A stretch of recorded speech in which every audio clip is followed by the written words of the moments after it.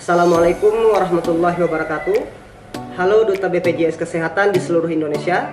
Saya Ilham Nuryadi Akbar dari kantor cabang Bekasi.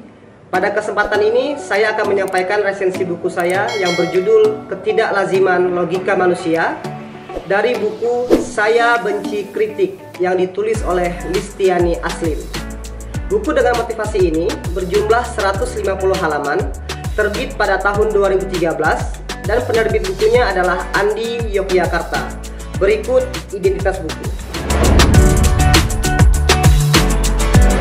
Duta BPJS Kesehatan dapat membaca buku ini di Diari BPJS Kesehatan yang bisa didownload pada App Store dan Play Store.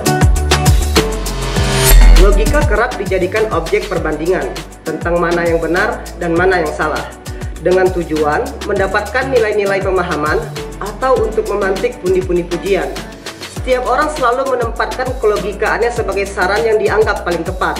Sebab itulah, melalui benarnya suatu logika, orang-orang bisa sampai di puncak kebebasan, yaitu terbebas dari kritikan. Sebagaimana buku motivasi yang berjudul Saya Benci Kritik yang ditulis oleh Listiani Aslim, buku ini menyampaikan bahwa tanpa disadari, pengkritik memiliki suatu perasaan yang lebih baik atau lebih berpengalaman dan berpengetahuan sehingga menempatkan dirinya sebagai orang yang berhak untuk menunjukkan kesalahan. Setelah saya menamatkan buku ini, ada sebuah narasi yang membuat saya takjub, yang berbunyi, bila seseorang memberikan kritik negatif, maka kritik tersebut telah berhasil menduplikasi cara kritik yang tidak kita sukai. Narasi tersebut adalah perspektif dari sisi logika, sebab kritikan yang disampaikan belum tentu dapat diterima atau bahkan sangat bertolak belakang dengan apa yang kita pikirkan. Misalnya, seorang guru yang memberikan kritik tentang ketidakpandaian seorang murid dalam hal pembelajaran matematika, padahal murid tersebut mempunyai keahlian melukis layaknya sang maestro. Tentu fragmen tersebut sejalan dengan apa yang dikatakan fisikawan teoritis kelahiran Jerman, yaitu Albert Einstein. Beliau mengatakan, jika kamu menilai seekor ikan dari kemampuannya memanjat pohon, maka seumur hidupnya dia akan mempercayai kalau dia bodoh. Penulis buku Saya Benci Kritik juga menyuguhkan dua sisi terhadap orang yang dikritik, yaitu sisi baik dan sisi buruk dari seseorang yang menerima kritikan, sekaligus cara mengelola kritik bagi orang-orang yang begitu alergi untuk dikritik, seperti lingkaran korban yang mengakibatkan seseorang menjadi depresi, kemudian lingkaran penyebab, serta lingkaran baru. Namun saya selaku pembaca perlu menggarisbawahi bahwa tidak semua kritikan yang didapatkan bisa menjadi suatu solusi atau membangun karakter seseorang. Para pembaca juga diajak untuk mengetahui faktor-faktor penentu dan informasi dalam menyampaikan kritik, serta perubahan apa yang didapatkan dari adanya kritik dalam kehidupan. Dari sana, penulis seakan-akan ingin memberikan pilihan pada setiap pembaca. Apakah kritik itu perlu atau tidak? Lalu sikap apa yang akan kita ambil jika seandainya kita adalah korban dari kritikan itu sendiri? Dan menariknya lagi, semua diksi yang dituangkan dalam buku Saya Benci Kritik benar-benar bisa dikaitkan dengan kehidupan sehari-hari. Meski di awal penulis dengan terang-terangan mengatakan bahwa menurutnya kritik itu sama sekali tidak membangun. Namun hal itu tidak serta-merta membuat pembaca dapat berprasangka buruk atau berpikir bahwa menolak suatu kritikan adalah hal yang paling tepat. Namun sebaliknya, penulis buku ini justru menyampaikan bahwa di dalam buku Saya Benci Kritik ini ada sebuah kunci jawaban yang bisa ditemui oleh setiap pembaca.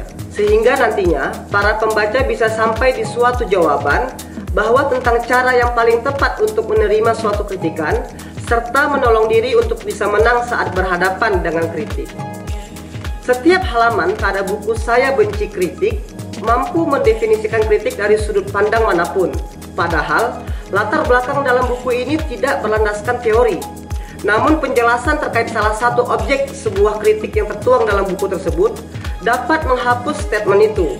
Contohnya, kritik terhadap sebuah karya. Misalnya karya seni.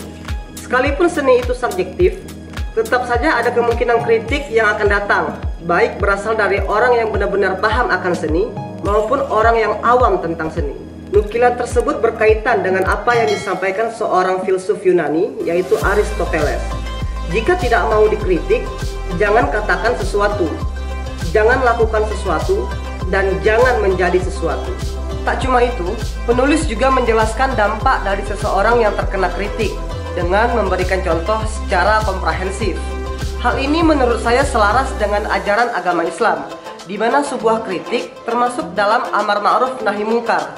Sebab pada dasarnya agama Islam mengajarkan atau mengatur etika dalam menyampaikan kritikan. Tidak boleh melancarkan kritik dengan tujuan menonjolkan diri, termotivasi oleh hasad kedengkian, atau berbagai tendensi tertentu, dan tidak juga bermaksud untuk mengintimidasi.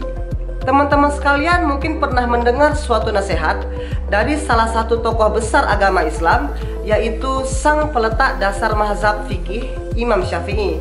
Beliau berkata, "Sampaikan nasihatmu kepadaku saat aku sendirian, dan jangan katakan nasihat itu kala banyak orang, karena memberi nasihat di kalangan banyak orang adalah salah satu bentuk dari pelecehan. Aku tidak senang mendengarnya apabila saran dan ucapanku ini tidak kau perhatikan. Janganlah menyesal jika sekiranya nasihatmu tidak ditaati." Sebenarnya topik yang dibahas dalam buku Saya Benci Kritik termasuk kriteria yang tidak mudah untuk diterima menurut logika dan juga pribadi manusia. Tetapi karena penyajian dari buku ini tergolong ringan dan sistematis, maka unsur nasihat yang ada di dalamnya menjadi mudah untuk dipahami. Menurut saya, hal ini berkaitan dengan bagaimana penulis menyajikan materinya. Di dalam buku ini, penulis bukan saja membahas perihal karakter orang-orang yang sulit menerima kritik atau tidak menyukai kritik.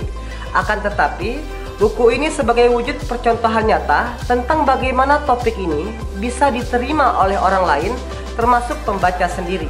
Kalau saya boleh menyimpulkan, buku Saya Benci Kritik yang ditulis oleh Listiani Aslim adalah sarana bagi para pembaca untuk dapat memperbaiki diri terhadap kritikan yang saat ini sudah menjadi hal lumrah yang terjadi dalam kehidupan sehari-hari. Dengan menikmati buku ini, pembaca akan mendapatkan suatu wawasan penting perihal kritikan tanpa merasa digurui. Demikian resensi dari saya tentang buku Saya Benci Kritik yang ditulis oleh Listiani Aslim. Terima kasih. Wassalamualaikum warahmatullahi wabarakatuh.